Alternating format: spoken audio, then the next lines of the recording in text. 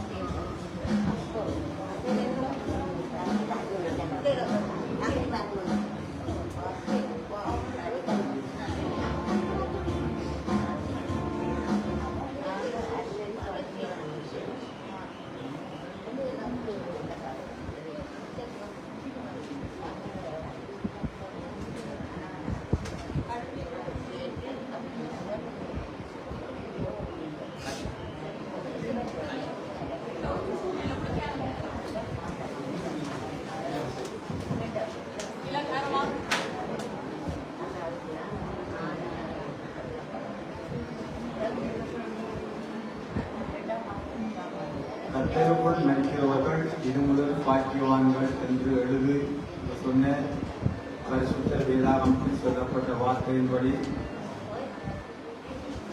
அமரர் கந்தப்பிள்ளை மாசிலாமணி ஐயா அவர்களுடைய இறுதி நல்லடக்க ஆராதனைக்காக சமூகம் அளித்திருக்கிற அனைவருக்கும் ஆறுதலும் சமாதானமும் பெருகும்படி ஆண்டவர் இயேசு கிறிஸ்துவின் நாமத்தினாலே ஆறுதலையும் சமாதானத்தை நாங்கள் கட்டளையிட்டு தொடர்ந்து நாங்கள் இந்த ஆராதனையை முழுவதையும் திருவபாதில் ஒப்புக் கொடுத்து பிரார்த்திக்க போகிறோம். எங்களை நேசிக்கிற பரிசுத்தமுள்ள பிதாவே, வானம் விட்டு பூமிக்கு இறங்கி வந்த மன்னவராகிய இயேசுவே, மனித ரூபத்திலே வந்து எங்களுக்காக ஜீவபலியாகி உடைய பரிசுத்த இரத்தத்தை சிந்தி இரத்தத்தினாலே எங்களை கழுவி சுத்திகரித்து மகனாக மகளாக எங்களை தெரிவு செய்து நித்திய ராஜ்யத்துக்கு அழைப்பதற்காக எங்களை நீங்கள் ஆண்டவரே நோக்கி பார்த்த கிருபைக்கு நன்றி. விசேஷமாக இந்த வழியிலே மாசில்லாமணி ஐயா அவர்கள் இந்த பூமியிலே பிறந்து அவர் இல்லறத்திலே வாழ்ந்து பிள்ளைகளை எல்லாம் பெற்று ஆண்டவரே நல்ல வாழ்க்கை வாழ்ந்து இறுதி வேளையிலே உங்களுடைய அன்பை கண்டுகொண்டு உங்களுடைய பரிசுத்த இரத்தத்தினாலே கழுவப்பட்டு ஞானஸ்தானத்தை பெற்றுக்கொண்டு தெய்வமே உங்களுடைய மகனாக அவர் தன்னை அர்ப்பணித்த போது நீங்கள் அவரை உங்களோடு சேர்த்துக் கொண்டதற்காக நாங்கள் சோத்திரம் பண்ணுகிறோம். அவரை குறித்து நாங்கள் பெருமைப்படுகிறோம். அவரை குறித்து நாங்கள் மகிழ்ச்சி அடைகிறோம். அவருடைய இந்த இறுதி வேளையிலே அவருடைய மனைவியார், அவருடைய பிள்ளைகள், பேர பிள்ளைகள், மருமக்கள், உறவினர்கள் யாவருக்கும் நீங்கள் ஒரு சமாதானத்தை அருள வேணும். பாடுகிற பாடல்கள் எல்லாவற்றையும் நாங்கள் வாசிக்கிற ஒவ்வொரு காரியங்களையும் உங்களுக்கு நீங்கள் ஆசீர்வாதத்தை தரும்படியாக எங்களுக்காக மரித்து உயிர்த்தெழுந்து இன்றும் ஜீவிக்கிற இயேசு கிறிஸ்துவின் வல்லமுள்ள நாமத்தில் அனைத்தை அர்ப்பணித்து மன்றாடுகிறோம். உங்கள் நல்லதாக நாங்கள் இப்பொழுது மத்தியிலே பாச சங்கர் அவர்கள் பாட்டு தாள்களில் உள்ள பாடல்களை பாடி நாமத்தை மேம்படுத்தி இந்த ஆராதனையை தொடர்ந்து நடத்துவார்.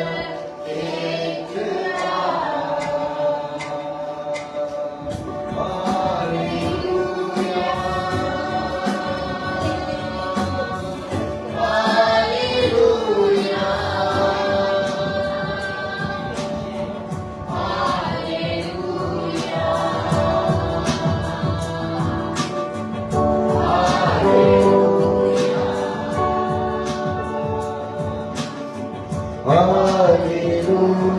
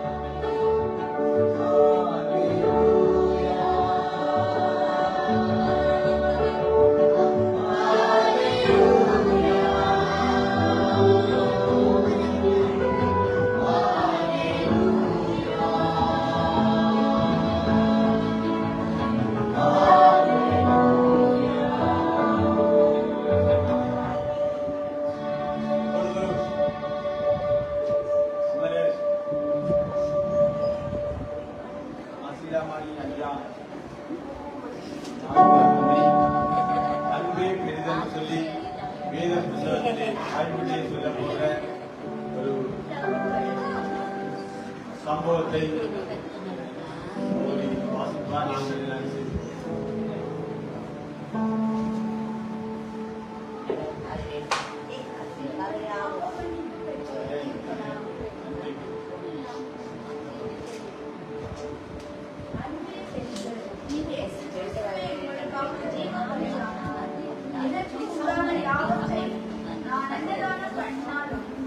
சரீரத்தை சுத்தரிப்பதற்கு கொடுத்தாலும் அன்பு எனக்கு இராவிட்டால் எனக்கு பிரயோஜனம் இல்லை.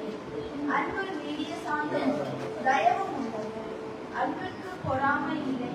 அன்பு தன்னை புகழாது, விரும்பாய் இராது, அயோக்கியமானதை செய்யாது, தற்பொழிவை நாடாது, சினமடையாது, தீங்கு நினையாது, அநியாயத்தில் சந்தோஷப்படாமல் சத்தியத்தில் சந்தோஷப்படும். சகலத்தையும் தாங்கும், சகலத்தையும் விசுவாசிக்கும், சகலத்தையும் நம்பும், சகலத்தையும் சகிக்கும். அன்பு ஒரு காலம் ஒழியாது.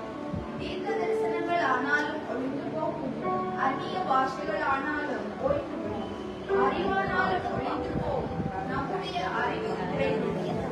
நாம் தீர்க்க தரிசனங்கள் ஆனாலும் ஒழிந்து போகும், அந்நிய பாஷைகள் ஆனாலும் ஒழிந்து போகும், அறிவானாலும் ஒழிந்து போகும், நம்முடைய அறிவு குறைந்து. நாம் தீர்க்க தரிசனம் சொல்லுகிறது நிறைவானது வரும்போது குறைவானது ஒழிந்து போகும்.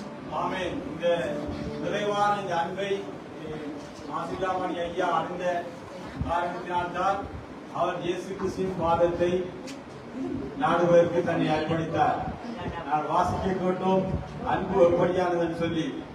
அன்பு விருமா புரியாது, அதை தன்னை புகழாது, அது தீங்கி நினையாது, இப்படியாக ஒரு நல்ல அன்பு எனக்கு இந்த உலகத்திலே காண்பித்த தெய்வம் இயேசு என்பதற்காகவே அவர் தன்னை இயேசுவின் பாதம் அர்ப்பணித்தார். தொடர்ந்து நாங்கள் ஒரு பாடலுக்கு செல்வோம்.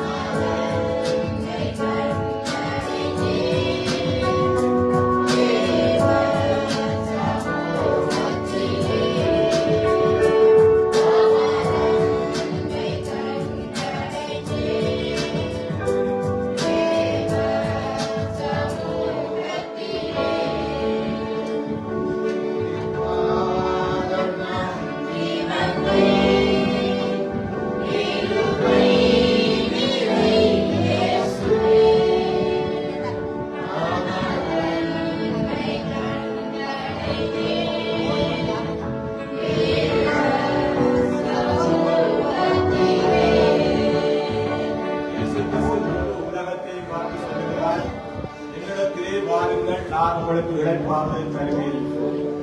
அந்த வாக்கின்படி நம்முடைய பூலோக வாழ்விலே ஒரு நல்ல இளைப்பாறுதலை பெற்றுக் கொள்வதற்காக மாசிலாமணி ஐயா அவர்களும் நம்முடைய வாழ்க்கை பயணத்திலே ஒரு சந்தர்ப்பத்தை ஆண்டவரிடத்திலே கொடுத்தார்.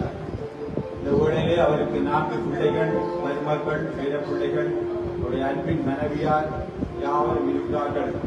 அவர்கள் இந்த பிரிவினாலே மிகவும் வேதனைப்படுவார்கள். எங்களுக்கு தெரியும், யாராலும் ஆற்றி தேற்றி அரவணைத்து கண்ணீர் துடைக்க முடியாத ஒரு பிரிவு மரணம்.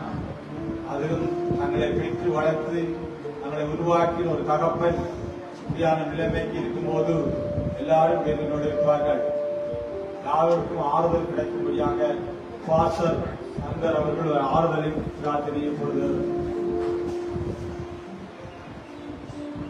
நேசிக்கிறவர்களுக்கும் கிருபையான ஆண்டவரே, எங்களுக்காக ஸ்தோத்திரிக்கிறோம்.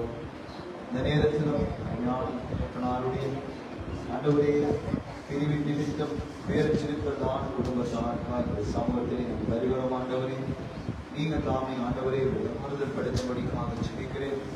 ஆண்டவரே, நீங்கள் தேற்றாவிட்டால் யார் தேற்ற முடியும்? ஆண்டவரே, இந்த நேரத்தில் ஆறுதலும் தேர்தலுமாயிருந்து ஆண்டவரே, அப்படி பிள்ளைகளுடைய வாழ்க்கையில் நன்மையானதை கட்டளையிடும்படிக்காக ஜெபிக்கிறேன். ஒரு சுகமேந்தி ஆண்டவரே நீ கொடுத்து ஆண்டவரே உள்ளத்துக்கு ஒரு ஆறுதலை நீ கட்டளையிடும்படிக்காக ஜெபிக்கிறேன். ஆண்டவரே, துயரிச்சிருக்கிற ஒவ்வொருவருக்காக ஜெபிக்கிறேன். ஆண்டவரே, ஆண்டவரே பிள்ளைகளுக்காக, பேரு பிள்ளைகளுக்காக ஆண்டவரே நாங்கள் ஜெபிக்கிறோம்.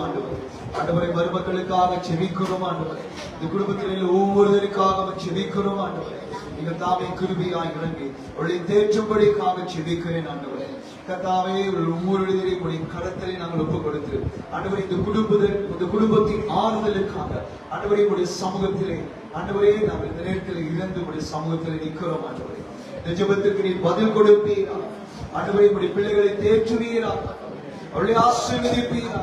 ஆண்டவரே உடைய ரட்சிப்பின் மேன்மையை சம்பூர்ணமாய் கொடுத்து ஆண்டவரே நீங்கள் ஆசீர்வாதமான எல்லைகளை நடத்தும்படிக்காக ஜெபிக்கிறோம். ஆண்டவரே ஒவ்வொருவரையும் ஆறுதல் படுத்தி தேற்றி வழி நடத்தும்படிக்காக இயேசு கிறிஸ்துவின் நாமத்தில் ஜெபிக்கிறோம். நல்ல பிதாவே, ஆமென். வேத புத்தகத்தில் இருந்து ஒரு வேத வசனத்தின் பகுதியை வாசிக்க கேட்போம். வானத்துக்குரிய மேனிகளும் உண்டு, பூமிக்குரிய மேனிகளும் உண்டு. வானத்துக்குரிய மேனிகளுடைய மகிமையும் வேறே, பூமிக்குரிய மேனிகளுடைய மகிமையும் வேறே. சூரியனுடைய மகிமையும் வேறே, சந்திரனுடைய மகிமையும் வேறே, நட்சத்திரங்களுடைய மகிமையும் வேறே. மகிமையிலே நட்சத்திரங்களுக்கு நட்சத்திரம் விசேஷிதமாய் இருக்கிறது. மரித்தோரின் உயிர்த்தெழுதலும் அப்படியே இருக்கும். அழிவுள்ளதாய் விதைக்கப்படும், அழிவில்லாததாய் எழுந்திருக்கும். கனவீனம் உள்ளதாய் விதைக்கப்படும், மகிமை உள்ளதாய் எழுந்திருக்கும். பலவீனம் உள்ளதாய் விதைக்கப்படும், பலமுள்ளதாய் எழுந்திருக்கும். ஜென்ம சரீரம் விதைக்கப்படும், ஆவிக்குரிய சரீரமோ எழுந்திருக்கும்.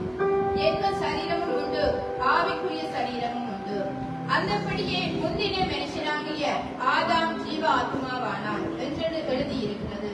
பிந்தின ஆதாம் உயிர்ப்பிக்கிற ஆவியானான். ஆகிலும் ஆவிக்குரிய சரீரம் முந்தினது அல்ல, ஜென்ம சரீரமே பிந்தினது, ஆவிக்குரிய சரீரம் பிந்தினது.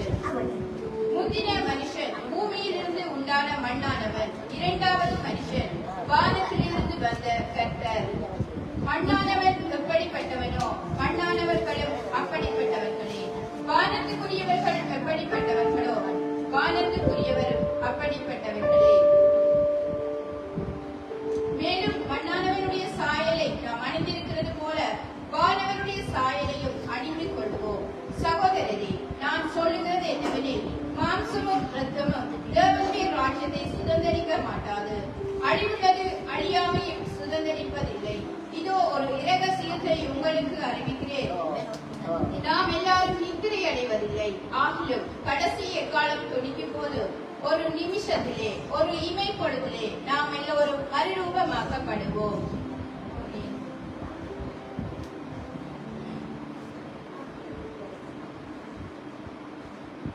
மனிதனுடைய வாழ்விலே மறுரூபமான ஒரு வாழ்வுகளை, நித்திய வாழ்வுகளை பிரவேசிப்பதற்கு அவருக்கு இந்த பூமியிலே தேவையானது பாவ மன்னிப்பு. அந்த மன்னிப்பை குறித்து தகப்பனார் அவருடைய மகன் மூலம் அதிகமாய் அறிந்து கொண்டார். அவருக்கு எல்லாம் இருந்தாலும் அந்த காரியங்கள் எதிர்ப்புறாகவும் தனக்கு உண்மையான மன்னிப்பு கிடைக்காது என்பதற்கு நிமித்தம் இயேசு கிறிஸ்து சிலுவையிலே சிந்திய பரிசுத்த இரத்தத்தினாலே தனக்கு பாவ மன்னிப்பு உண்டு என்று சொல்லி அவர் விசுவாசித்ததினாலே அதை நானும் பெற்றுக்கொள்ள வாஞ்சிக்கிறேன் என்று சொல்லி அவர் மகனிடத்திலே பேசியது நிமித்தம் அந்த மன்னிப்புக்கும் பாதையிலே மகன் அவரை வழி நடத்தினார். அவருக்கு அந்த ஞானஸ்தான பதிவுகளையும் அவரை வழி நடத்தினார். அவருடைய இந்த பிரிவு ஒரு விசேஷமான ஒரு பிரிவு. நாங்கள் எல்லாம் 20, 25, 30 வருஷமாயும் அந்த அன்பை பெற்று இன்னும் சரியான இலக்கை அடையாமல் வாழ்ந்து கொண்டிருக்கிறோம். ஆனால் தகப்பனார் மிக சொற்ப காலத்துக்குள்ளே அந்த இலக்கை அடையும்படியான ஒரு பரிசுத்த உள்ளத்தோடு அவர் தன்னை அர்ப்பணித்து அந்த இலக்கை அடைந்திருக்கிறார் நாங்கள் விசுவாசிக்கிறோம். அதற்காக அவருடைய மன விருப்பத்தின்படி ஒரு பாவ மன்னிப்பை பெற்று விட்டீர்களா என்று எல்லாருக்கும் இந்த செய்தி தெரியப்படுத்தப்படவும் இந்த ஒரு விருப்பத்தின்படி சொல்லப்பட்டால் ஒரு வார்த்தையை வைத்து உங்கள் ஒரு சிறிய பகுதி உங்களுக்காக ஆயத்தப்படுத்தப்பட்டிருக்கிறது. அதை மகள் வாசிப்பால் நாங்கள் கிளப்போம். நீங்கள் பாவ மன்னிப்பு பெற்றுக்கொண்டீர்களா? உயர்ந்தவர்களாக இருந்தாலும் தாழ்ந்தவர்களாக இருந்தாலும் பாவம் யாரையும் விட்டு வைக்கவில்லை. இந்த பாவத்தின் முடிவு எப்படி கொடூரமானதாக இருக்கும் என்பது நமக்கு இன்னும் கொஞ்சம் தெரிகிறது. இது முடிவல்ல, இவர்கள் வேதனைக்கு ஆரம்பமான நிலை. எனவே பிள்ளைகளே, பரிசுத்த வேதாகமம் மனிதனின் பாவத்தின் பரிபூரண விடுதலையை காண்கிறது. இந்த நல்ல ஈஸ்டர் நாட்களில் உங்களுக்கு உங்கள் சந்ததிக்கும் சிலுவையில் பாவ பரிகாரம் செய்யப்பட்டுள்ளது. இந்த பரிசுத்த பரிகாரத்தில் உயிரோடு உள்ளவர்களுக்கு முதலில் பங்கு உண்டு. எனவே இயேசு கிறிஸ்துவின் ரத்தம் உங்களின் சகல பாவங்களையும் விடுவிக்கும். நீங்கள் அந்த சிலுவையில் பரிகார பலிக்குள் உங்களை அர்ப்பணியுங்கள். தன் பாவங்களை மறைக்கிறவன் வாழ்வடைய மாட்டான். அவற்றை அறிக்கை செய்து விட்டு விடுகிறவன் இரக்கம் பெறுவான் என்று வேத வசனம் நீதிமொழிகள் 28:13 சொல்கிறது. இயேசு கிறிஸ்து உங்களை அன்போடு இரக்கத்தை பெற்றுக்கொள்ள அழைக்கிறார். நீங்களும் இயேசு கிறிஸ்துவின் சிலுவை பலிகூடாக பரிசுத்த இரத்தத்தினால் உண்டாகும் பாவ மன்னிப்பை பெற்றுக் கொள்ளுங்கள்.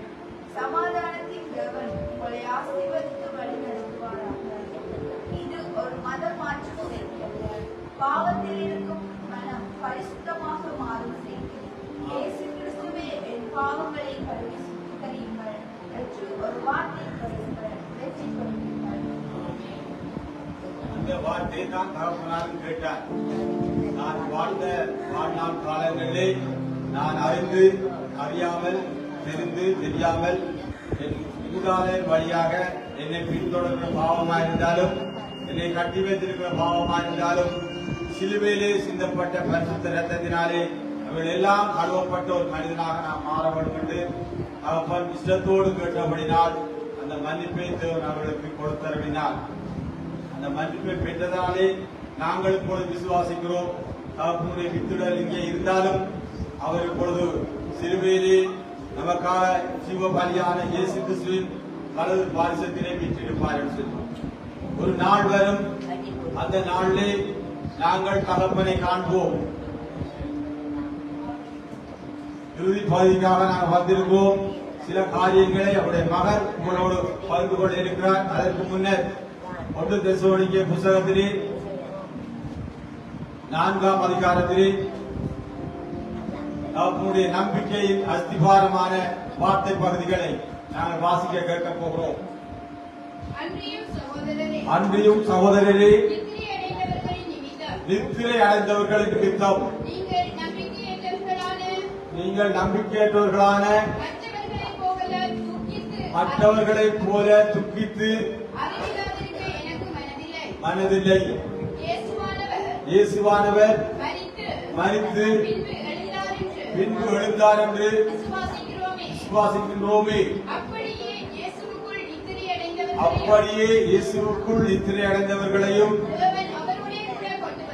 தேவன் அவரோடு கூட கொண்டு வருவார். கர்த்தருடைய வார்த்தையை முன்னிட்டு நாங்கள் உங்களுக்கு சொல்லுகிறதாவது கர்த்தருடைய வருகை மட்டும் உயிரோடு இருக்கிற நாம் நித்திரை அடைந்தவர்களுக்கு முந்திக் கொள்வதில்லை. ஏனெனில் கர்த்தர் தாமே ஆரவாரத்தோடும் பிரதான தூதனுடைய சத்தத்தோடும் தேவகாலத்தோடும் வானத்திலே இருந்து இறங்கி வருவார். அப்பொழுது கிறிஸ்துவுக்குள் மரித்த மாசிலாமணி ஐயாவும் முதலாவது எழுந்திருப்பார். உயிரோடு இருக்கும் நாமும் கர்த்தருக்கு எதிர்கொண்டு போக மேகங்கள் மேல் அவரோடே கூட ஆகாயத்திலே எடுத்துக் கொள்ளப்பட்டு இவ்விதமாய் எப்பொழுதும் கர்த்தருடனே கூட இருப்போம். ஆகையால் இந்த வார்த்தையினால் ஒருவரை ஒருவர் தேற்றுங்கள். தகப்பனாருடைய விருப்பத்தின்படி அன்புக்குரிய தாயாரே, அன்புக்குரிய பிள்ளைகளே, அன்புக்குரிய உறவுகளே, ஆண்டவரும் ரட்சகருமாய் இயேசு கிறிஸ்துவின் நாமத்தினாலே நான் உங்களுக்கு ஆறுதலான ஒரு பகுதியாக இந்த வேத பகுதியை வாசித்து காட்டியிருக்கிறேன். ஆகவே நீங்கள் தகப்பனை இந்த இடத்திலே இந்த பூமியிலே இழந்து போயிருந்தாலும் தகப்பனுக்கு ஒரு நித்திய வாழ்வு கிடைத்திருக்கிறது. அவர் இந்த நித்திய ராஜ்யத்துக்குள்ளே பிரவேசித்திருக்கிறார். அதுக்குரிய பாதையை இயேசு சிலுவையிலே காண்பித்தார். அந்த பாதையை அவர் கடைசி நாட்களே தெரிவு செய்து நம்முடைய மகனுக்குள்ளாக இறுக்கமாய் பற்றி பிடித்துக் கொண்டார். ஆகவே நீ இங்கே இருந்து எந்த காரியத்தையும் செய்ய வேண்டிய அவசியம் இல்லை, நீ என்னிடத்திலே வான்னு சொல்லி தேவன் அழைத்தது போல அவரை அழைத்திருக்கிறார். தேவனுடைய சமூகத்துக்கு நாங்களும் வரிசையிலே நிற்கிறோம். எங்களுக்கு ஒரு நாள் அழைப்பு கிடைப்பதற்கு முன்னர் அவரை நேசித்து அவர் தந்த விடுதலையை பெற்று அவர் காட்டும் பாதையிலே நாங்கள் செல்ல வேண்டிய ஒரு பொறுப்புடையவர்களாக இருக்கிறோம். நிறைய காரியங்கள் எல்லாம் இந்த உலகத்திலே நாங்கள் கேள்விப்படுகிறோம். அது இந்த வேத புத்தகத்துக்கு விரோதமாக அல்லது வெளியாக எதுவுமே இல்லை. இந்த வேத புத்தகத்துக்கு உள்ளே சொல்லப்பட்ட காரியம் தான் எல்லாம் நடைபெறுகிறது. நீங்கள் சந்தைக்கு போனாலும், பாடசாலைக்கு போனாலும், வேலை ஸ்தலங்களுக்கு போனாலும், வீட்டிலே இருந்தாலும், நீங்க எங்கே செல்கிறதோ எல்லாரும் இந்த வேத புத்தகத்திலே சொல்லப்பட்ட காரியங்கள் மட்டும்தான் நடைபெறுகிறது. அதே போல ஆண்டவர் இயேசு கிறிஸ்து ஒரு தடவை இந்த பூமிக்கு வந்து தன்னை தானே சிலுவையை அர்ப்பணித்து பாடுகள் பட்டு ரத்தம் சிந்தி மரித்து அடக்கம் பண்ணப்பட்டு 3ஆம் நாள் உயிரோடு எழுந்து செல்லும் போது நான் செல்லுகிறேன், மீண்டும் திரும்பி வருவேன், நீங்க இருதயம் கலங்காது இருப்பதாக சொல்லி சொன்னார். அவர் இப்பொழுது அவரை விசுவாசிக்கிற பிள்ளைகள் நாங்கள் சொல்வது என்னன்னு சொன்னால், ஐயா சார்பாக நான் சொல்வது என்னன்னு சொன்னால், ஐயா பேச முடியாத சூழ்நிலை இருப்பதனால் ஐயாக்காக நான் பேசுகிறது என்னன்னு சொன்னால், இயேசு ஒரு தடவை வந்து இந்த மனுக்குலம் முழுவதற்கும் பாவ மன்னிப்பு தந்தார். பிதாவே இவர்கள் செய்வது இன்னதென்று அறியாமல் செய்கிறார்கள், இவர்களை மன்னியுங்கள் சொல்லி அவருடைய குதிரை முழுவதை சிலுவையிலே சிந்தி மன்னிப்பு தந்தார். நம்முடைய ஜீவனை அந்த சிலுவையிலே கொடுத்து மன்னிப்பு தந்தார். நம்முடைய சரீரம் முழுவதை அர்ப்பணித்து மன்னிப்பு தந்தார். அந்த ஜீவ பலியாகி அந்த மன்னிப்பை பெற்றுக்கொண்ட ஒவ்வொரு பிள்ளைகளுடைய வாழ்க்கையிலும் அவர் 2 வழியை வைத்திருக்கிறார். அந்த வழியிலே ஒன்று நித்திய ராஜ்யம் சென்று பிதாவானுடைய வலது பார்சத்திலே வீட்டிற்குள் நித்திய வாழ்வுக்குரிய வழி. ஒன்று அந்த வழியை அபகரித்து அந்த வழியை ஏற்றுக்கொள்ளாமல் அவை பண்ணி அந்த வழியை தூரப்படுத்தி அதற்கு வேண்டாமல் சொல்லி புறம் தள்ளி நடந்து செல்லும் போது அதற்காக நித்திய நரகமான ஒரு இடத்தையும் ஒரு வழியையும் காண்பித்திருக்கிறார். அவை தகப்பனார் அந்த வழியை தெரிவு செய்தது என் மூலம் அல்ல, இந்த போதர் மூலம் அல்ல, இந்த மகன் மூலம் தான் தெரிவு செய்தார். ஆமே, அந்த மகன் மூலம் தான் அந்த வழியை தெரிவு செய்தார். அந்த மகன் சொல்லுவார், பின்னர் நான் சற்று நேரத்தில் அவற்றை கொடுக்க போகிறேன். அவை அந்த மகன் மூலம் சொல்லும் போது நீங்களும் அவதானமாக கேளுங்கள், இப்பொழுது நான் சொல்வதையும் கேளுங்கள். இது சிலுவை பாடுகளின் நாட்கள் சொல்லி உலகம் முழுவதும் அனுஷ்டிக்கிற நாட்களில் அந்த பாடுகளுக்குள்ளாக இந்த உலகத்துக்கு இயேசு எதை பெற்றுக் கொடுத்தாரோ அதை பெற்றுக்கொண்டு இப்பொழுது இயேசு வலது பார்சத்துக்கு தகப்பனார் முன்னோக்கி சென்றிருக்கிறார். அவர் விரும்புவது என்னன்னு சொன்னால், அவர் சென்ற பாதையிலே அவருடைய மனைவி வரணும், அவருடைய பிள்ளைகள் வரணும், அவருடைய மருமக்கள் வரணும், அவருடைய பேர பிள்ளைகள் வரணும், அவருடைய உறவுகள் வரணும், ஏன் இதை சொல்லிக் கொண்டிருக்கின்ற பாசரும் வரணும். சிலவள பாசரும் தலைக்கு விழுந்து அந்த பாதையை மறந்து போகலாம். எப்ப வருவார்? சிலவள அப்படியான பாசமா தலைக்கு விழுந்த பாதை பணத்தை கண்டா சிலவள தலைக்கு விழுந்துவார்கள், பதவியை கண்டா தலைக்கு விழுந்துவார்கள். ஆனால் எந்த தடக்கல் வந்தாலும் அதை விழுந்தால் திரும்பி எழுப்பி இயேசுவை நோக்கி போகணும் மட்டும்தான் அவரின் விருப்பம். அந்த விருப்பத்தின் படிதான் வாசிக்கப்பட்ட வசனம் சொல்லுகிறது, மரித்தவர்கள் முதலாவது எழுந்திருப்பார்கள். எங்களுடைய வேத புத்தகத்தின்படி நாங்கள் அடக்கம் பண்ற விரும்புகிறோம். ஆனா எங்களுக்கு ஒரு சந்தர்ப்பம் கிடைத்திருக்குது அவருடைய செய்தியை மட்டும் சொல்லுவதற்கு. அதற்கு பின்னர் தகப்பனாருடைய பித்துடலை குறித்து பிள்ளைகளும் அவருடைய மனைவியாரும் என்ன தீர்மானம் எடுக்கிறார்களோ அதற்காக நாங்கள் அவர்களிடத்தில் அர்ப்பணிக்க இருக்கிறோம். அவை அந்த அர்ப்பணத்தை பெற்றுக்கொண்டு நீங்கள் தகப்பனாருக்கு செய்ய வேண்டிய இறுதி கிரியைகளை சந்தோஷமாக மகிழ்ச்சியாக செய்ய வேண்டும் என்று நாங்கள் எதிர்பார்க்கிறோம். நாங்கள் எல்லாரும் தேவனால் நேசிக்கப்படுகிறோம். எங்கள் எல்லாருக்கும் ஆண்டவர் பாவ மன்னிப்பு தந்திருக்கிறார். அந்த மன்னிப்பை நாங்கள் பெற்றுக் கொள்வதற்கு பணம் கொடுக்க தேவையில்லை, பொருளும் கொடுக்க தேவையில்லை. இந்த உள்ளத்தை அவருக்கு அவருடைய வசனத்தின் பக்கம் நாங்கள் திருப்பினா சரி. பைபிள் ஒரு வசனம் சொல்லப்படுவது, சிலுவை பற்றிய உபதேசம் கெட்டு போகிறவர்களுக்கு பைத்தியமாயிருக்கிறோம், ரட்சிக்கப்படுகிறவர்களுக்கோ அது தேவனுடைய பலனாயிருக்கும். அமரர் மாசிலாமணி ஐயாவுக்கு அந்த சிலுவை பற்றிய உபதேசம் ஒரு பலனாக மாறியது. என்ன பலன் சொன்னால், பூலோக வாழ்வின் முடிவிலே நான் பரலோகத்தின் பாதையிலே சென்று பிதாவின் வாசத்தில் இருப்பேன் என்ற ஒரு பலன் கிடைத்தது. அதனால் தான் அவர் அந்த பாதையை தெரிவு செய்தார். எனக்கும் உங்களுக்கும் அந்த பாதை இருக்கிறது. சிலுவை பற்றிய உபதேசம் நாங்கள் கெட்டு போகும்படியாக நமக்கு தரவில்லை, அது நமக்கு ஒரு பலனாக தரப்பட்டிருக்கிறது, அது ஒரு நித்திய வழியாக தரப்பட்டிருக்கிறது. அதிலே நாங்கள் செல்ல எங்களை அர்ப்பணிப்போம். எதிர்வரும் காலங்களிலே உங்களுடைய சித்தத்தின்படி நீங்கள் வாழ்வதற்கு உங்களுடைய உள்ளத்தை நீங்கள் ஒப்புக்கொடுங்கள். உங்கள் யாவரையும் ஆண்டவர் இயேசு கிறிஸ்து கைவிடாமல் பாதுகாத்து நடத்துவார். இப்பொழுது நன்றி சொல்லி ஒரு ஜெபம் சகோதரன் இப்பொழுது ஜெபிப்பார். அதற்கு பின்னர் மகனார் மிகுதியான காரியங்களை உங்களோட பேசுவார்.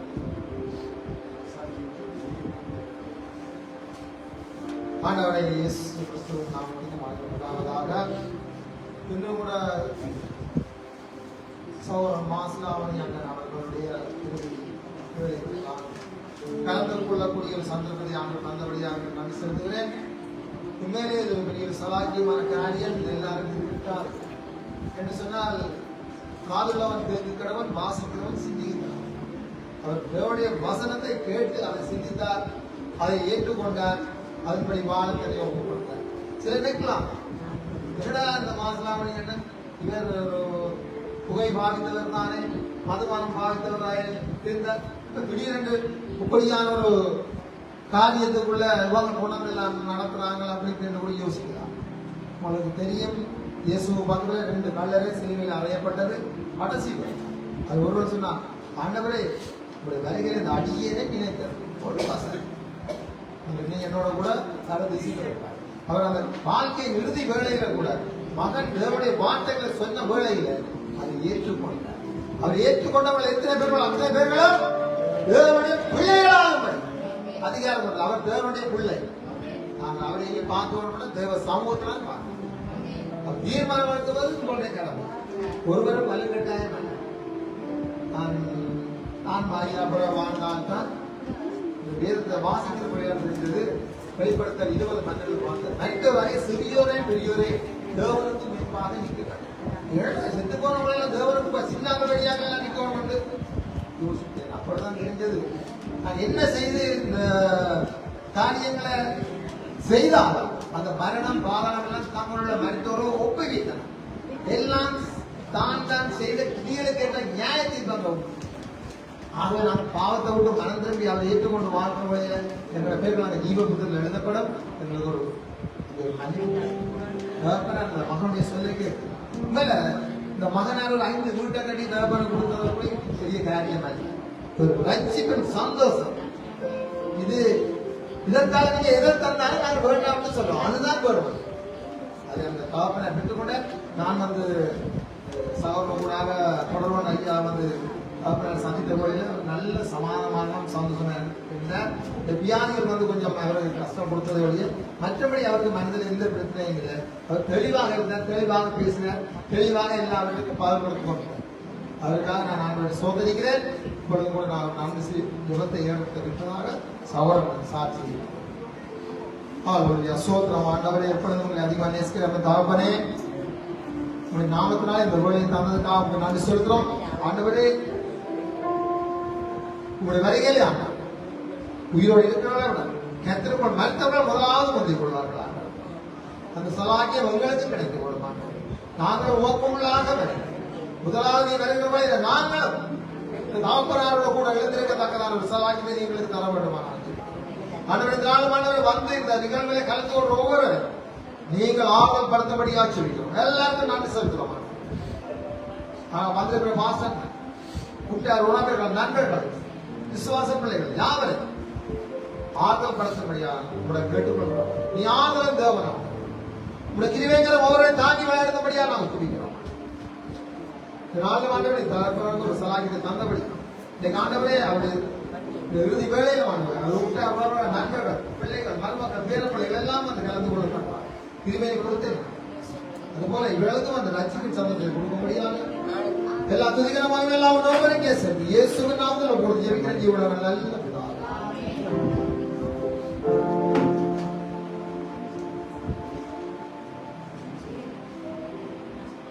கணேஷ் அவர்கள் ஒரு சிறிய காரியங்கள்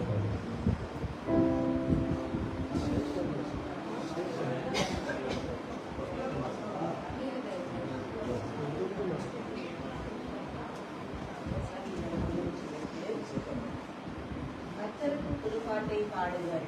அவர் அதிசயங்களை செய்திருக்கிறார். அவருடைய வலது கரமும் அவருடைய பரிசுத்த புயமும் ரட்சிப்பை உண்டாக்கியது. கர்த்தர் தமது ரட்சிப்பை பிரஸ்தாபமாகி தமது நீதியை ஜாதிகளுடைய கண்களுக்கு முன்பாக விளங்க பண்ணினார். அவர் இஸ்ரவேல் குடும்பத்திற்காக தமது கட்டளையையும் உண்மையையும் நிறைவேற்றினார். பூமியின் எல்லைகள் எல்லாம் நமது தேவனுடைய ரட்சிப்பை கண்டது. பூமியின் குடிகளே, எல்லாரும் கர்த்தரை நோக்கி ஆனந்தமாய் ஆர்ப்பரியுங்கள். விளக்கமிட்டு கம்பீரமாய் பாடுங்கள். சில மண்டலத்தாலும் கர்த்தரை கீர்த்தனம் பண்ணுங்கள். சில மண்டலத்தாலும் கீத சங்கத்தாலும் அவரை கீர்த்தனம் பண்ணுங்கள். கர்த்தராகிய ராஜாவின் சமூகத்தில் கூடினாலும் எக்கால சத்தத்தாலும் ஆனந்தமாய் ஆர்ப்பரியுங்கள். சமுத்திரமும் அதன் நிறைவும் ஊற்றக்கணமும் அதன் கொடிகளும் விளங்குவதாக. கர்த்தருக்கு முன்பாக அவர்கள் கைப்பற்றி பர்வதங்கள் வேகமாய் ஒன்றியிருந்து ஆடப்படுவது. அவர் பூமியை நியாயம் தீர்க்கிறவர் என்றார். பூலோகத்தை நீதியோடும் ஜனங்களை நிதானத்தோடும் நியாயம் தீர்ப்பார்.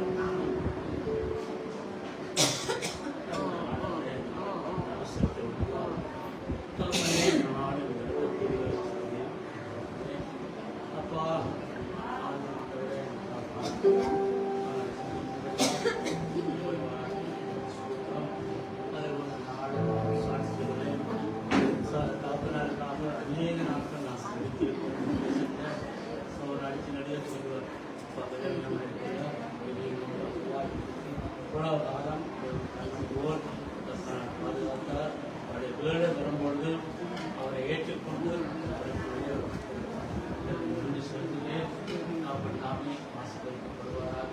இப்பொழுது நாங்கள் கோபமாய் ஆனாலும் ஆண்டவருடைய வருகையிலே கடைசி நாளிலே கோபமாய் ஆண்டு கொண்டு அந்த நம்பிக்கை நாம் எல்லோருக்கும் தேவன் நாமே ஆசீர்வதிப்பாராக. நாளும் ஆண்டவரே காயிரக்கம் தகப்பனே நாளும் குடும்பத்துக்காக வேண்டுதல் செய்கிறார். ஆண்டவரே சரீரமாக இருந்தாலும் ஆண்டவரே அப்பா அந்த துக்கங்கள் எல்லாம் ஆண்டவரே சந்தோஷமாய் மாற்றுவதெல்லாம் தகப்பனே ஏற்றுக்கொண்டு ஆண்டவரே உங்கள் வாட்சியத்தில் செய்வதற்காக சோத்திரம். ஆண்டவரே நம்முடைய விசுவாசத்தின்படி நீங்கள் சொன்ன வார்த்தையின்படி நீ ரட்சிக்கப்பட்டால் குடும்பம் ரட்சிக்கப்படும் வார்த்தையின்படி சொன்னாங்க. கடைசி நிமிஷத்தில் ஆண்டவரே நீங்கள் அற்புதத்தில் உள்ளவராய் மறுநாள் உண்மையின் கனம் மட்டுமே ஆண்டவரே உங்கள் ஒருவருக்கே செலுத்துகிறேன். ஆண்டவரே அப்பா நீங்கள் திக்கேற்றவராக விளையினம் சொல்லுவீர்கள். ஆண்டவரே நீதியானவர்கள் ஆண்டவரே கட்ட திருவை பாராட்டுபடியா எங்களால் முடியாத சுவாமி ஜெபிக்கிறோம். நீர் ஏற்ற காரியங்களை செய்கிறவர். ஆபத்து காலத்தில் நீ நோக்கி கூப்பிடு, நான் விடுவிப்பேன், என்னை மகிமைப்படுத்துவான்னு சொல்லி ஐயா நன்றி சொல்லி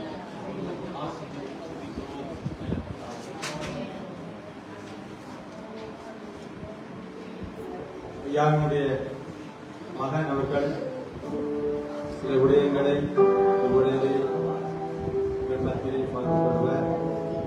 அதற்கு செல்வோம்.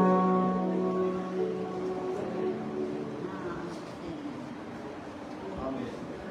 என்னுடைய தகப்பனாருடைய இறுதி இந்தியங்களை நிறைவேற்றும்படியாய் வந்த என்னுடைய உறவினர்கள், என்னுடைய தாப்பனாருடைய, என்னுடைய தாயுடைய, சகோதர சகோதரிகளுடைய உறவினர்கள் எல்லோருக்கும் நான் நன்றி சொல்லுகிறேன். இந்த வேளையிலும் என்னுடைய தகப்பனார் கர்த்தருக்குள்ளே நித்திரை அடைந்தது நிமித்தம் நான் சந்தோஷப்படுகிறேன். அவனை இழந்தது எனக்கு துக்கம்தான். ஆனாலும் அவர் கர்த்தருக்குள்ளே மறித்திருக்கிறார். அவரை நான் முகமுகமாய் காண்பேன் என்ற அந்த 100% நிச்சயத்தோடு என்னுடைய தகப்பனாரை இப்பொழுது வழிவிட்டு அனுப்புகிறேன் தேவனிடத்திலே.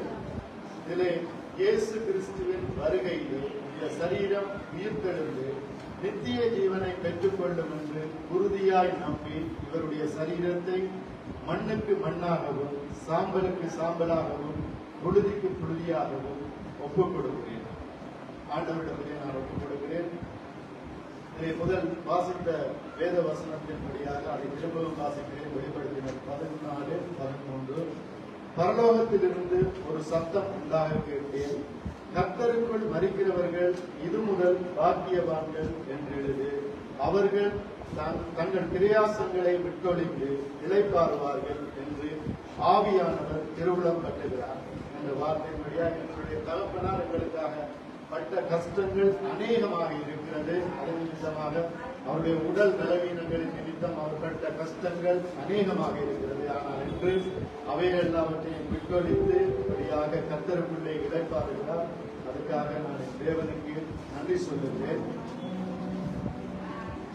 அதுக்கு பழமையாக அவர் என்னுடைய தகப்பனாயிருந்து சிறு வயது முதல் கொண்டு என்னை அவர் வளர்த்தார், ஒரு குழந்தையாக வளர்த்தார்.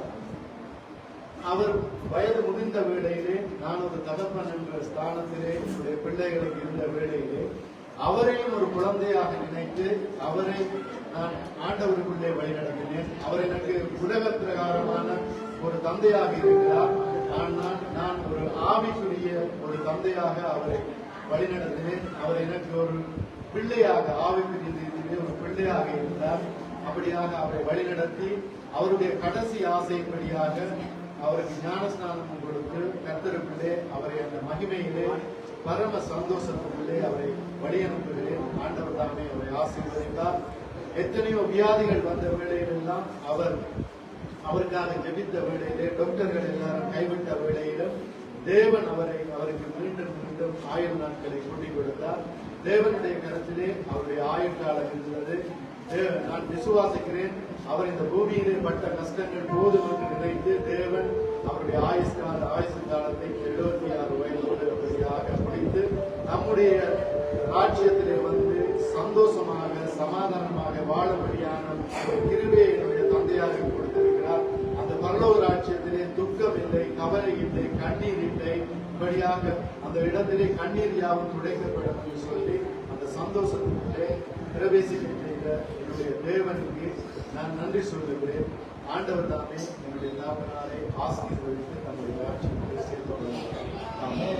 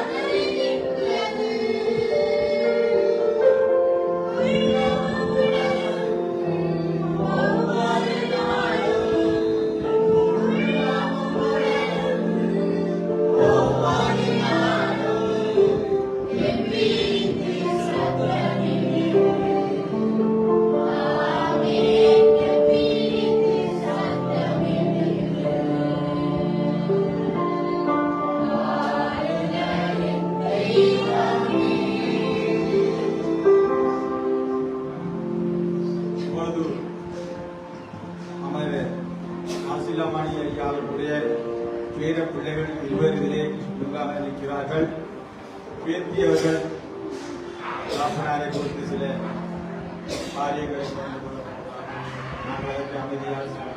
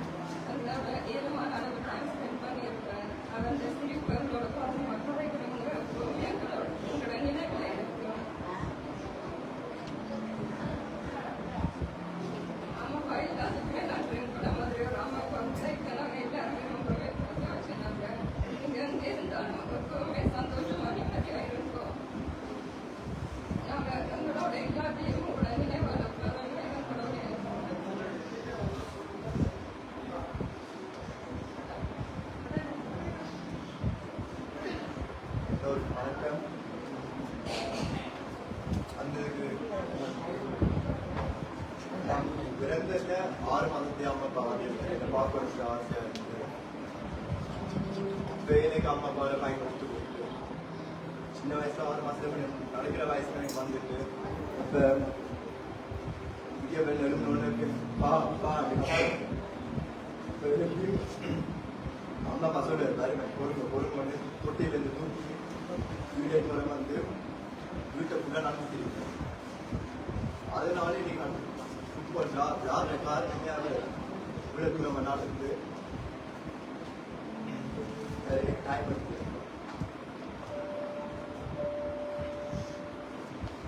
2012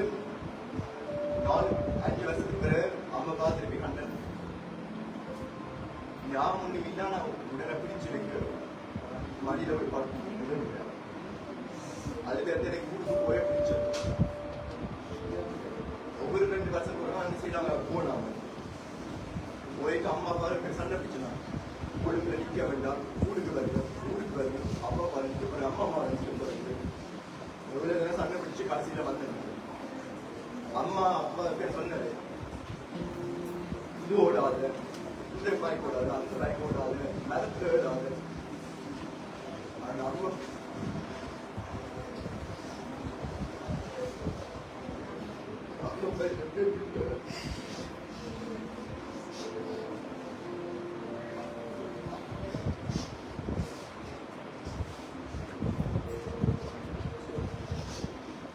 அம்மாவுக்கு எல்லா பேரும் பயங்கர பிடிக்கும். கையை பிடிக்கல என்ன நடந்தாலும் சொல்லுவேன், யாரும் பேசினாலும் சொல்லுவேன். இல்ல அவர் மாறுவார், அவர் தெரிஞ்சுவார். இந்த பேருக்கு நான் நிற்கிறேன்.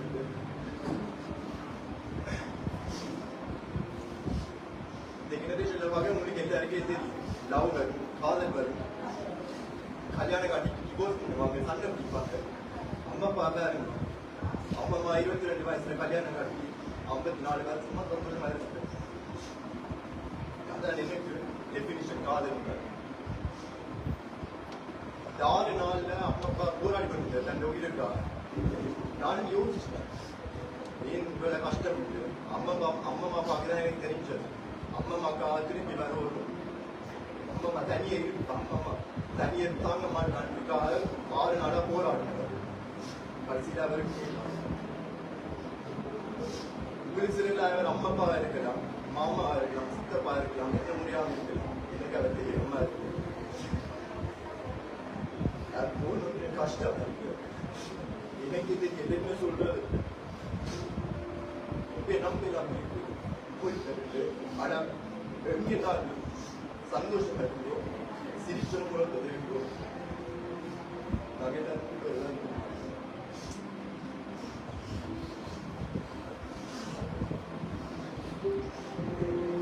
எல்லோருடைய மனதிலும் உண்மையான பேரப்பிள்ளைகளுடைய மனதில் உள்ளது போல ஏக்கங்களும் அவரை குறித்த நல்ல நம்பிக்கைகளும் அவரை குறித்த சாட்சிகளும் நிறைய அடங்கியிருக்கும். ஏன்னு சொன்னால் அவர் அப்படித்தான் வாழ்ந்தார். எல்லாருக்கும் இயேசு கிறிஸ்து தகப்பனாய் தாயாய் இருக்கிறார். இடத்திலே இருக்கிற உங்களுக்கும் அவர் தகப்பனாய் தாயாக இருக்கிறார். அவை இதை இப்பொழுது ஒரு இரங்கல் கண்ணீர் அஞ்சலி வாசிக்கப்பட போகிறது. அதை நாங்கள் எல்லாரும் செவி கொடுத்து கேட்போம். அவர் எங்கள் எல்லாருக்கும் தகப்பன் என்ற ரீதியிலே வாசிக்கப்படுகிறது.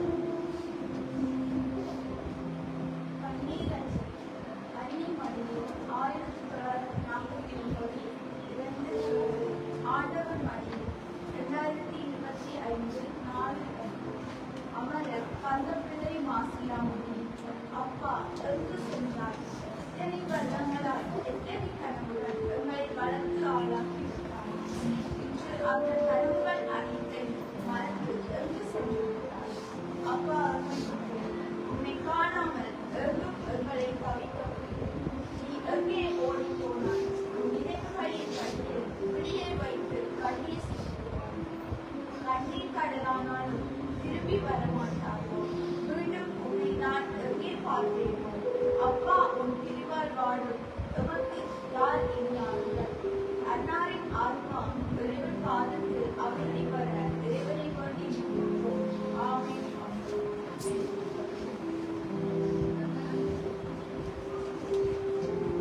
பரிசுத்தமுள்ள பிதாவே, எங்கள் எல்லாருக்கும் தகப்பனாக இருந்த அமரர் மாசிலாமணி ஐயா அவர்கள் இப்பொழுது உங்கள் பாதத்திலே இருப்பார் என்று நாங்கள் விசுவாசிக்கிறோம். இந்த பூலோகத்திலே நின்று கொண்டு மீண்டும் நாங்கள் ஒரு நாள் அவரை சந்திக்கிற வேளையை எங்களுக்கு வைத்திருக்கிறீர்கள்.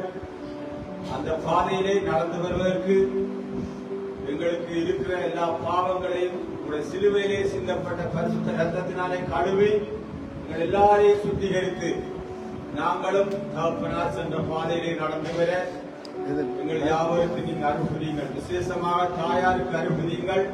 அவருடைய 4 பிள்ளைகளுக்கும் அருள்புரியுங்கள். பாரத்தோடும் தாகத்தோடு இருக்கிற பேர பிள்ளைகள் எல்லாருக்கும் அருள்புரியுங்கள். உடைய மருமக்களுக்கு எல்லாம் அருள்புரியுங்கள். கூட பிறந்த சகோதரங்கள் யாவருக்கும் அருள்புரியுங்கள். இங்கே நிற்கிற நண்பர்கள், உறவினர்கள், ஊழியர்கள் எல்லாருக்கும் அந்த அருளை கொடுங்கள். இயேசு கிறிஸ்துவின் சிலுவையிலே சுத்தப்பட்ட அந்த பரிசுத்த ரத்தத்தினாலே சகல பாவங்களை நீக்கி நாங்கள் சுத்திகரிக்கப்படுகிறோம் என்று சொன்ன வார்த்தையின்படி எங்கள் பாவங்களை எல்லாம் சுத்திகரிக்கும் சொல்லி எங்களை நாங்கள் ஒப்புவிக்கிறோம். நீங்கள் எங்களை சுத்திகரித்து ஒரு சித்தத்தின் பாதையிலே வழி நடத்துங்கள். விசேஷமாய் தாயாருக்கு கணவனாருடைய ஞாபகங்கள் வரும்போதெல்லாம் நீங்கள் கரம் வைத்து உடைய மகளை ஆறுதல் படுத்துங்கள்.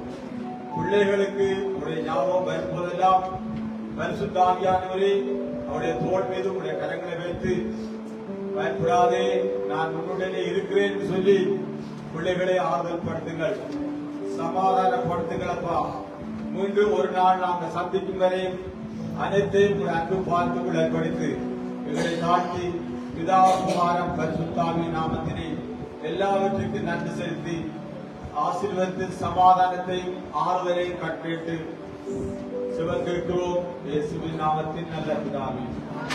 என் ஆத்மாவே கர்த்தரை சோஸ்தரி, என் சோஸ்தரி, என் ஆத்மாவே கர்த்தரை சோஸ்தரி.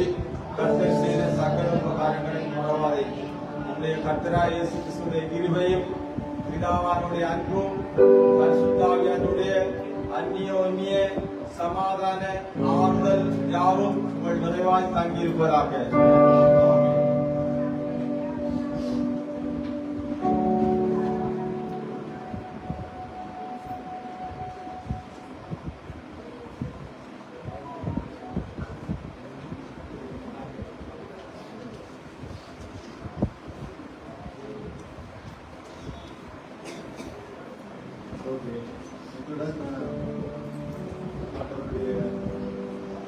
அவருடைய கடைசி ஆசையை நம்ம முடித்து விட்டோம். இனி வீடு பள்ளிகளை இதற்கு அனுமதி தந்த என்னுடைய தாய் மற்றும் சகோதரிகள் மற்றும் உறவினர்கள் எல்லோருக்கும் நான் மிக்க நன்றி சொல்லுகிறேன். ஏனென்றால் தேவன் தாமே அவர்களுடைய இதயத்திலே தயவை உண்டு பண்ணி எனக்கு இப்படியாக ஒரு நல்ல ஒரு காரியத்தை வாய்க்கப்பட்டினார். அதற்காக அவர்களை இயேசுவின் நாமத்தில் வாழ்த்துகிறேன், ஆசீர்வதிக்கிறேன். அவர்கள் பெருகுவார்கள். ஆமென். நானும் சகோதரன் சார்பாக ஐயாவுடைய மனைவியார் அவர்களுக்கும் உடைய 4 பிள்ளைகளுக்கும் உறவுகளுக்கும் நன்றி செலுத்துகிறேன். ஒரு பரிசுத்தமான ஆராதனையை இந்த இடத்திலே செய்வதற்கு நீங்கள் எல்லோரும் ஒத்துழைப்பு செய்தீர்கள். அது மட்டுமில்லாமல் யாவரும் இதிலே ஒரு கவனத்தோடும் கரிசனோடும் கண்ணோக்கமாக இருந்தீர்கள். இதிலே தெரிகிறது தகப்பனார் மாசிலாமணி ஐயாவுடைய சந்ததி எப்படி ஒரு ஆசீர்வதிக்கப்பட்ட சந்ததியாக இருக்கிறதுன்னு சொல்லி தொடர்ந்தும் அந்த ஆசீர்வாதம் உங்கள் எல்லாருடைய வாழ்க்கையில் தங்க வேண்டும் சொல்லி நான் கேட்டுக்கொள்கிறேன். ஆண்டவரிடத்திலே உங்கள் எல்லாருக்கும் திருச்சபை சார்பாகவும் இங்கே வந்த போதகர்கள் சார்பாகவும் ஆண்டவருடைய பிள்ளைகள் யாவர் சார்பாகவும் நான் உங்களுக்கு நன்றிகளை தெரிவித்துக் கொள்கிறோம். மீண்டும் ஒரு சந்தர்ப்பத்திலே உங்கள் யாவரையும் காண சித்தமானால் சந்திப்போம். அதுவரையும் ஆண்டவருடைய கரம் உங்கள் யாவரையும் தாக்கட்டு சமாதானப்படுத்தட்டும். தேங்க்யூ.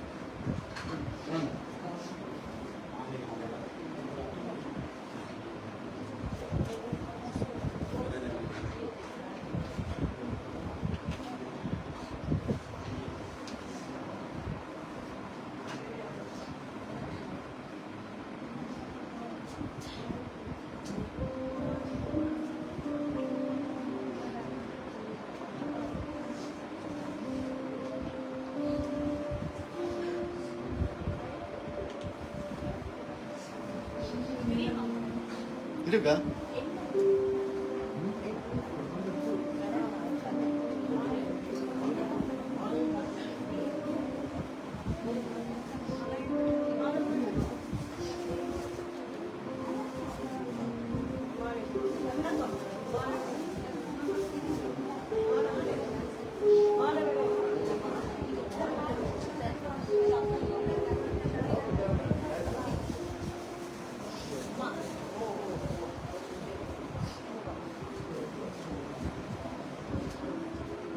தகப்பனாருக்கு மலரஞ்சலி செலுத்த விருப்பமானவர்கள் வந்து மலரஞ்சலி செலுத்தலாம். முதலாவது ஊழியர்கள் செலுத்துவார்கள். நீங்கள் செலுத்தலாம். விருப்பமானால் செலுத்தலாம்.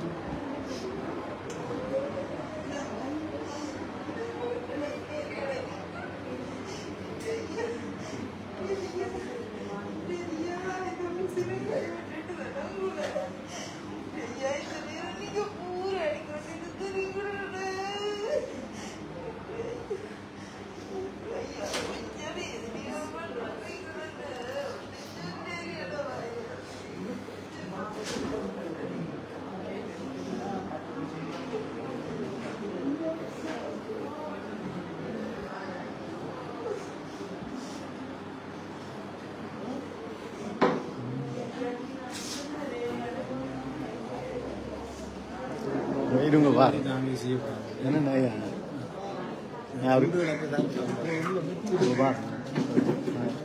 வரணும் என்ன இருக்கு சார்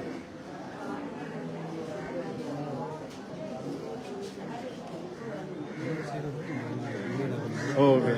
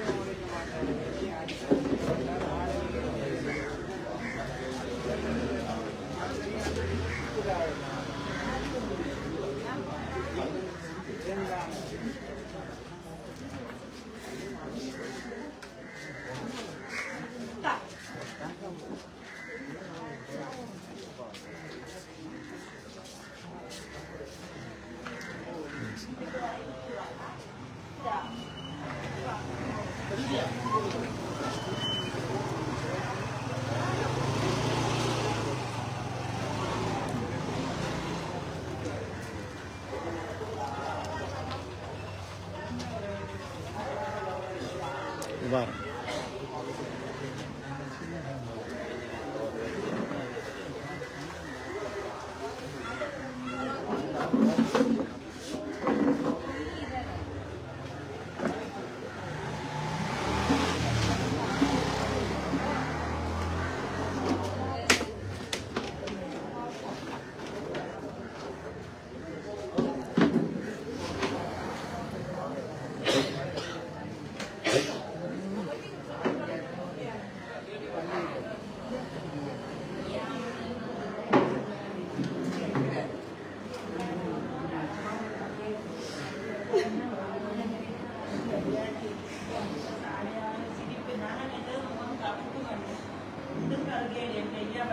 Ini